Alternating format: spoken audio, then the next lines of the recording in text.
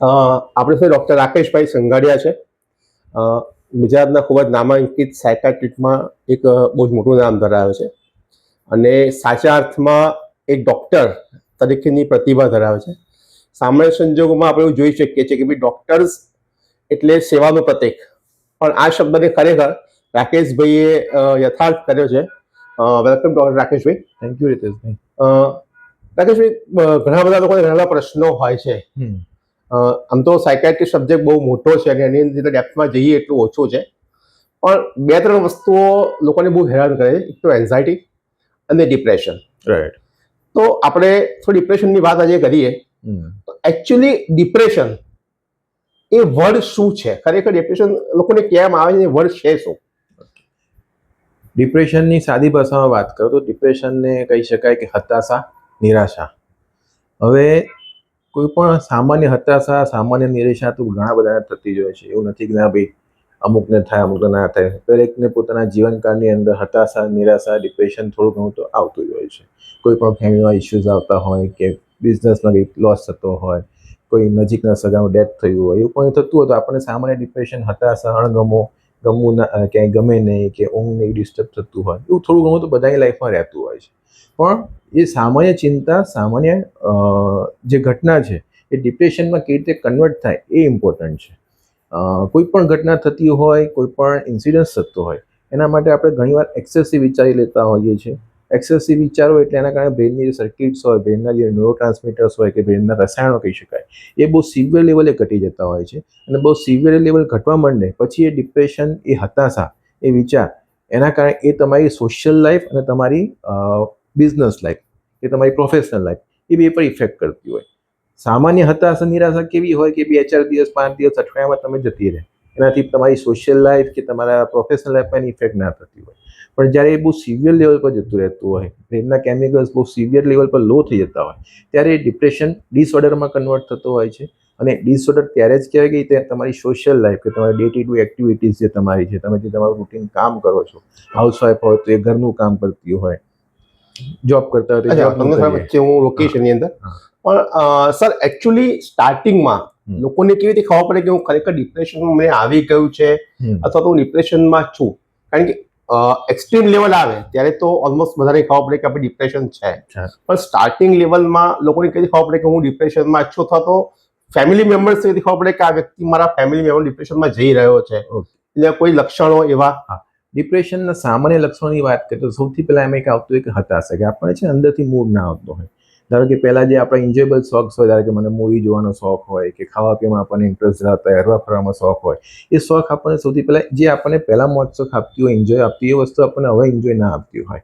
Plus આપણો mood છે આખો દિવસ લો રહેતો હોય. જે કામ આપણે પહેલાં એન્જોય કરતા હતા હવે ના કરી શકતા હોઈએ. પ્લસ બોડીમાં હંમેશા વીકનેસ લાગતી હોય. પછી તમને ઘણીવાર ઊંઘમાં પ્રોબ્લેમ થવા માંડે. તમે પહેલાં 5-7 કલાકથી 8 કલાકની ઊંઘ લેતા હોય, તમારી ઊંઘ ઘટી જાય ઘણીવાર. ડિપ્રેશનમાં ઊંઘ ઘટે પણ ખરી, ઘણીવાર એવું થાય કે બહુ વધારે પડતી પણ ઊંઘ આવવા માંડતી હોય છે. ખોરાક પણ તમારો ઘટી જાય. તમને એવું લાગે કે ઘણીવાર નેગેટિવ થિંકિંગ એટલું વધી જાય કે એવું લાગે કે નથી જવું, કોઈ કામમાં આપણને કોઈ ઇન્ટરેસ્ટ ના રહે. આ બધા સિમ્ટમ્સ જો રહેતા હોય એવું કહી શકાય કે તમને આ ડિપ્રેશનના સિમ્ટમ્સ છે, રાઈટ. પણ મેં કીધું એ પ્રમાણે જો આ 2-4 દિવસ, 5 દિવસ તો આવું રહેતું હોય તો ઇટ્સ નોર્મલ, એ ઘણા બધાને થતું હોય છે. પણ આ જ જો સિમ્ટમ્સ છે તમારા લાંબા ટાઈમ ચાલતા હોય, લાંબા ટાઈમ મતલબ કે 2 વીક કે તેથી વધારે, અને એ સિમ્ટમ્સના કારણે તમારે પછી જે મેં કીધું એ પ્રમાણે સોશિયલ લાઈફ છે, તમારા ડે ટુ ડે એક્ટિવિટીઝ છે, તમારા જોબ છે, તમારા બિઝનેસ છે, એના પર તમારી ઇફેક્ટ થવા માંડતી હોય એ વસ્તુની, તો પછી એ ડિપ્રેશન કહેવાય. એટલે જ્યારે પણ તમને આમાંથી કોઈ પણ સિમ્ટમ્સ દેખાતા હોય કે નિરાશા રહેવી છે, કોઈ કામમાં મન ના લાગવું, કે તમને ઊંઘમાં પ્રોબ્લેમ થવા માંડે, કન્ટિન્યુઅસ નેગેટિવ થિંકિંગ મગજની અંદર ચાલતું હોય, ખાવા પીવાની ઈચ્છા ના થાય, ઓકે, ત્યારે એ સાઇન સિમ્ટમ્સ બધા ડિપ્રેશનના કહી શકાય. હવે આ ડિપ્રેશનની અવસ્થામાં પેશન્ટ જે અથવા તો કોઈ બી વ્યક્તિ છે, રાઈટ, હું પેશન્ટ નહીં, કોઈ વ્યક્તિ કહીશ, કોઈ પણ વ્યક્તિ ડિપ્રેશનની અવસ્થાની અંદર એવું તો એ શું કરી શકે કે જેનાથી ડિપ્રેશનમાંથી બહાર આવી શકે, અથવા તો ડિપ્રેશનની અંદર એ કંઈક એવું કરે કે જેનાથી એમાંથી એ કંઈક નવું વિચારી શકે? મેડિસિન્સ સિવાય આપણે એવું કંઈ કરી શકીએ? હા, જ્યારે પણ તમને જો આવા સિમ્ટમ્સ લાગતા હોય, તમને લાગતું હોય કે ના હું ડિપ્રેશનમાં જઈ રહ્યો છું, પહેલાં તો આપણે સૌથી પહેલાં તેનું નોલેજ લેવું જરૂરી છે કે શું, જેમ તમે પૂછીએ મને કે ના આપણને શું એવા સિમ્ટમ્સ આ કે મને ફીલ થાય કે ના ભાઈ હું ડિપ્રેશનમાં જઈ રહ્યો છું, તો સૌથી પહેલાં તો આપણને સિમ્ટમ્સ ખબર હોય જોઈએ. કોઈ આપણને ખ્યાલ આવે કે ના ભાઈ મને આ સિમ્ટમ્સ થોડા ઘણા દેખાઈ રહ્યા છે, તો સૌથી પહેલી વસ્તુ કે એનું મેઇન એક તો રીઝન હોય છે કે ઓવર થિંકિંગ. આપણે એક હોય કે કોઈ એક ટોપિક હોય કે કોઈ ઇન્સિડન્સ હોય કે કોઈ પણ એક ઘટનાની વાત કરો તો એના કન્ટિન્યુઅસ આપણે ઓવર થિંક કરતા રહેતા હોય છે. અને જે ઓવર થિંકિંગ છે એના કારણે પછી બધા પ્રોબ્લેમ્સ થતા હોય છે. સિમ્પલ એક એક્ઝામ્પલ આપું કે ધારો કે સમજો કે આ એક પેન છે, આ પેનને હું તમને એમ કહું કે ના ભાઈ તમે 5 સેકન્ડ પકડી રાખો આ પ્રમાણે, તો 5 સેકન્ડ હું પકડી રાખીશ, ઇઝીલી પકડી રાખીશ, મને કોઈ પ્રોબ્લેમ નહીં થાય, રાઈટ. તો હું એમ જ કહું કે ના ભાઈ આ પેન છે તમારે એમને કલાક પકડી રાખવાની છે, તો શું થશે? કલાક પકડી રાખવાનું કહીશ તો 5 મિનિટ કે 10 મિનિટ પછી તમને હાથમાં પેન થશે, શોલ્ડરમાં પેન થવા માંડશે, રાઈટ.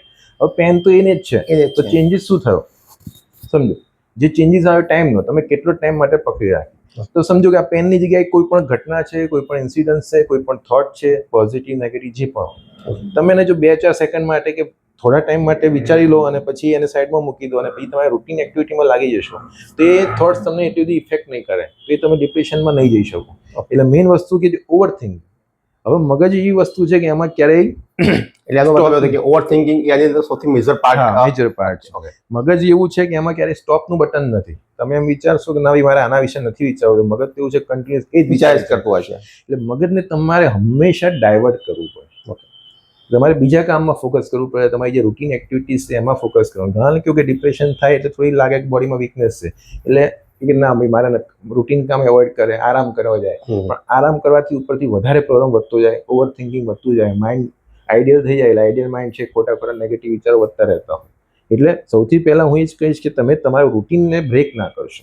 જે તમારું રૂટીન છે કન્ટિન્યુ રાખો.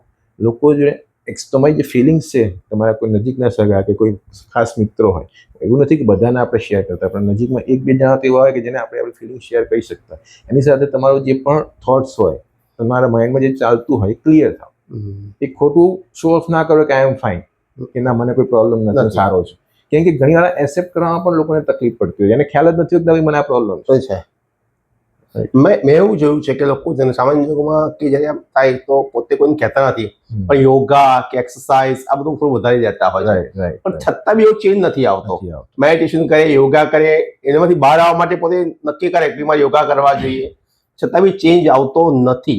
હવે આ સંજોગોની અંદર આપણે શું મદદ કરી શકીએ કે જેનાથી એમાંથી બહાર આવી શકે, અથવા એવી કઈ ટ્રીટમેન્ટ આપણે પ્રિફર કરી શકીએ કે જેથી એ એમાંથી બહાર આવી અને નોર્મલ લાઈફ જીવી શકે ફરી વાર? જ્યારે તમને ખ્યાલ આવ્યો ડિપ્રેશન છે તમને, બરાબર, એટલે લોકો યુઝ્યુઅલી આ જ સલાહ આપતા હોય તમને કે ના ભાઈ તમે યોગા કરો, નેગેટિવ વિચારો મેં જોયું છે કે લોકો નેગેટિવ વિચારો છોડી દો, યોગા ચાલુ કરી દો, સૂર્ય નમસ્કાર કરો, રાઈટ. પણ એક વસ્તુ બહુ ક્લિયર છે, લોકો એવું સમજે છે કે હું વિચાર કરું છું, પણ એવું નથી.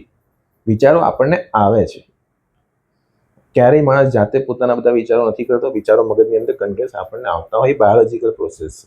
હવે અમુક લેવલનું ડિપ્રેશન અમુક લિમિટ પછી જતું હોય. તમે ધારો કે તમે તમારી રીતે ટ્રાય કરો કે ભાઈ યોગાસન કરે કે આ છે કે યોગાસન છે, મેડિટેશન છે, એ કંઈ ક્યોર નથી, એ પ્રિવેન્ટિવ મેઝર્સ છે. એને રોકી શકીએ પણ એનું ક્યોર ના કરી શકીએ. ડિપ્રેશન અમુક સિવિયરિટી પછી જો બહુ વધી જતું હોય, રાઈટ, તો તમારે ક્વોલિફાઈડ સાયકેટ્રિસ્ટને કન્સલ્ટ કરવા પડે. જો જરૂર ક્વોલિફાઈડ સાયકેટ્રિસ્ટ તમને જજ કરશે કે તમારું ડિપ્રેશન માઇલ્ડ લેવલ પર છે, મોડરેટ લેવલ પર છે કે સિવિયર લેવલ પર છે, એ પ્રમાણે તમને મેડિસિનની જરૂર પડશે તો મેડિસિન એડવાઇસ કરશે. માઇલ્ડ કે મોડરેટ લેવલ પર હોય, માઇલ્ડ લેવલ પર તો ઘણીવાર ખાલી કાઉન્સેલિંગ, સાયકોથેરાપી પણ ડિપ્રેશન ક્યોર થતું હોય છે. તો તમને જ્યારે પણ એવું ફીલ થાય કે ના ભાઈ આ બધી વસ્તુ કરી ચૂક્યો છું ને તો પણ હું એમાંથી બહાર નથી આવતો, તો ઇમિડિયેટલી કોઈ સાયકેટ્રિસ્ટને તમારે કન્સલ્ટ કરવા જોઈએ. આપણે એક નવો એપિસોડ લઈશું આના માટે, પણ એક નાનો પ્રશ્ન છે કે એન્ઝાયટી અને ડિપ્રેશન આ બંનેમાં શું ફરક છે? રાઈટ. એન્ઝાયટી અને ડિપ્રેશન બેની વાત કરું તો એન્ઝાયટી એવું છે કે એમાં અકારણ ચિંતા, અકારણ ચિંતા થતી હોય. એટલે કે ધારો કે સિમ્પલ કે મને ચેસ્ટ પેન થતું હોય, હવે ચેસ્ટ પેન છે ગેસના કારણે પણ થતું હોય, મસ્ક્યુલર પેનના કારણે પણ થતું હોય, રાઈટ. પણ જો મારામાં એન્ઝાયટી એટલે બ્રેનની અંદર હોર્મોન્સ પછી ડાઉન થઈ જાય એટલે એ મને સીધું નેગેટિવલી વધારે અંદર થોટ્સ લાવશે. ચેસ્ટ પેન આવે એટલે મને સીધું એવું જ લાગશે કે ના મને એટેક આવશે, મને આ થઈ જશે, કોઈ મને મેજર બીમારી હશે. હેડેક થાય તો મને એવું જ લાગે કે ના મને કોઈ ટ્યુમર થઈ ગયું હશે. અને પછી કન્ટિન્યુઅસ આપણે એના વિશે વિચારીએ, પછી આપણને ગભરામણ થવી, બેચેની થવી, પાલ્પિટેશન, ધબકારા વધી જવા. એટલે મારો એટલો છે કે એન્ઝાયટી ડિપ્રેશનનો એક પાર્ટ છે કે ના? એન્ઝાયટી અને ડિપ્રેશન યુઝ્યુઅલી સાયમલ્ટેનિયસલી જોડે જ આવતા હોય છે. Okay. કોઈક પેશન્ટમાં ડિપ્રેશન વધારે હોય, કોઈક પેશન્ટમાં એન્ઝાયટી વધારે હોય. પણ એન્ઝાયટી હોય તો સેકન્ડરી ડિપ્રેશનમાં થતું હોય છે અને ડિપ્રેશન હોય તો ઓબ્વિયસલી એન્ઝાયટી પણ આવતી જ હોય છે. એટલે બે સાયમલ્ટેનિયસલી જ આવતા હોય છે. બેની ટ્રીટમેન્ટમાં ઓલમોસ્ટ સેમ જેવી હોય છે. Okay, thank you Rakesh sir, તમે બહુ સારી ઇન્ફોર્મેશન આપી છે બધાને.